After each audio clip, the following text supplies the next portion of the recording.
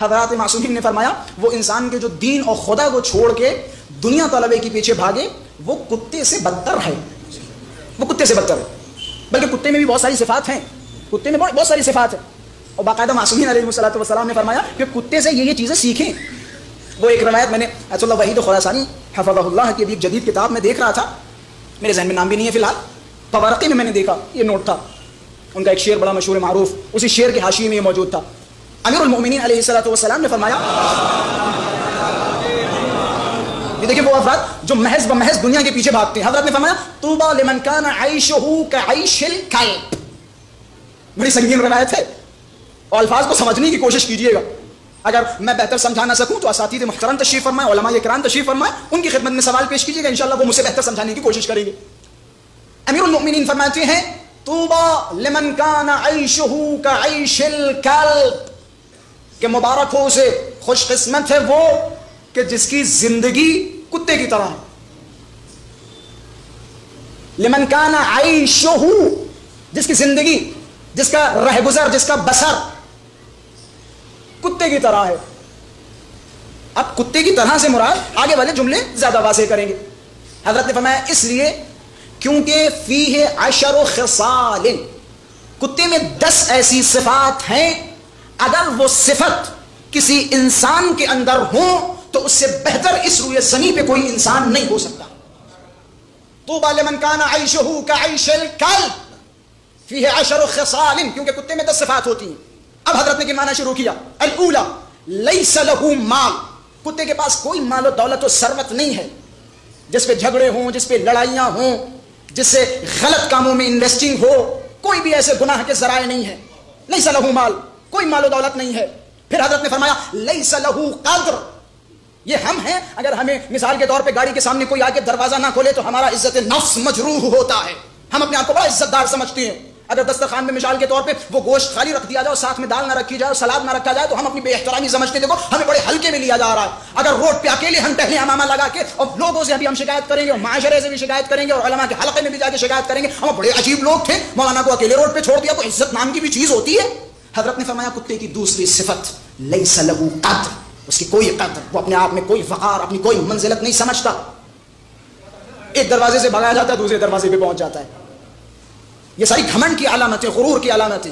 پھر حضرت نے فرمایا کتے کی تیسری صفت الارض بیت لہ، کوئی حویلیاں نہیں ہیں اس کی، پوری زندگی مثال کے طور پہ 30 سال 40 سال دبئی گزارے اور 40 سال کے بعد 1 کروڑ 2 کروڑ لے کے آئے اور 2 کروڑ گاؤں میں لگا کے بنگلہ بنا دیا۔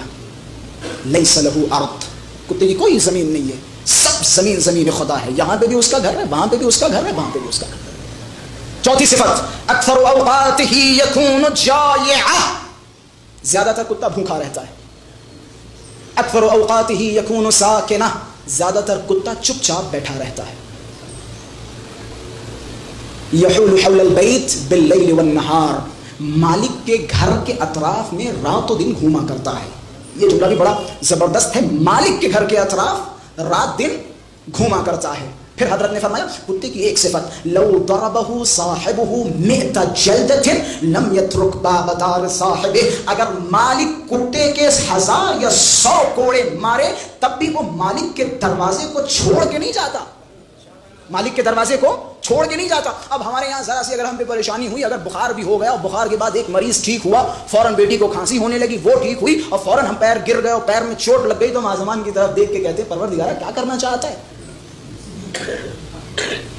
سکون ہی نہیں لینے دے رہے، راحت کی سانس ہی نہیں، ایک کے بعد ایک مرض، ایک کے بعد ایک پریشانی۔ حضرت اشارہ کر رہے ہیں ذرا کتے سے سیکھو۔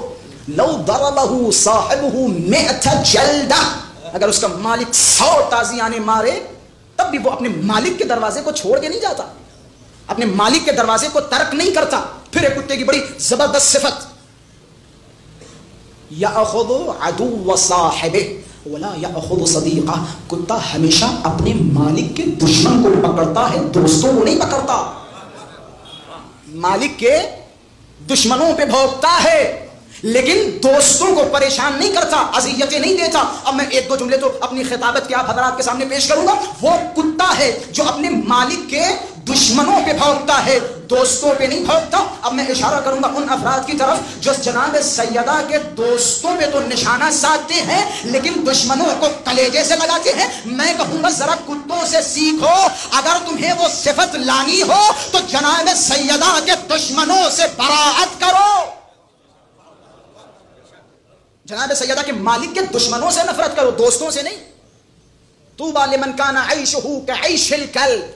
خوش قسمت ہے وہ کہ جس کی زندگی ان 10 صفات میں مثل کلب ہو، کتے کی طرح ہو. ان 10 صفات میں خوش قسمت ہے وہ انسان. اس میں سارے اگر سارے جملوں پہ غور کریں تو ہر جملے سے توکل کی بو آتی ہے. ایک جانور کا خدا پہ کتنا توکل ہے، کتنا بھروسہ ہے. بڑا اچھا کسی صاحب نے جملہ کہا کہ خداوند متعال نے اس کائنات میں عجیب و غریب مخلوقات پیدا کی. اگر اس زمین کو آپ کھودیں تو عجیب و غریب مخلوقات ہیں. آسمانوں پہ عجیب و غریب مخلوقات ہیں. مولا متقیان فرماتے ہیں تمہاری زمین پہ جتنے ذرات ہیں آسمانوں پہ خداوند متعال نے ان ذرات سے زیادہ ملائکہ کو پیدا کیا. امام سجاد اپنی دعاؤں میں فرماتے ہیں یہ جو تم سمندر دیکھ رہے ہو ان سمندروں کے اندر پہاڑ ہیں اور ان پہاڑوں کے اندر بھی سمندر ہے اور ان سمندروں میں خدا نے مخلوقات پیدا کیے. خدا وہاں پھر رزق پہنچاتا ہے کہ خدا نے مختلف مخلوقات پیدا کیے، مختلف عجیب و غریب مخلوقات پیدا کیے. بہت سے ایسے جانور پیدا کیے جنہیں ہم نے دیکھا، اس سے کہیں زیادہ جانور ایسے ہیں کہ جنہیں ہم نے اس دنیا میں نہیں دیکھا، جو ہمارے اطراف رہتے ہیں. بعض دکھتے ہیں بعض نہیں دکھتے. اب دیکھیں جملہ عجیب و غریب ہے. اتنے مخلوقات میں صرف ایک مخلوق ایسا ہے جو کسب معاش کرتا ہے، جو کماتا ہے. وہ مخلوق ہے صرف و صرف انسان. نہ فرشتہ کماتا ہے، نہ ملائکہ کماتے ہیں، نہ یہ سمندروں میں رہنے والی مچھلیاں کماتی ہیں اور یہ نہ جنگلوں میں بھٹکنے والے جانور کماتے ہیں. خدا نے کسی ایسے مخلوق کو پیدا نہیں کیا جو کماتا ہو سوائے ایک انسان کے. لیکن افسوس کہ سب کو خدا کے رزق پہ بھروسہ ہے اور اگر نہیں ہے تو صرف انسان کو.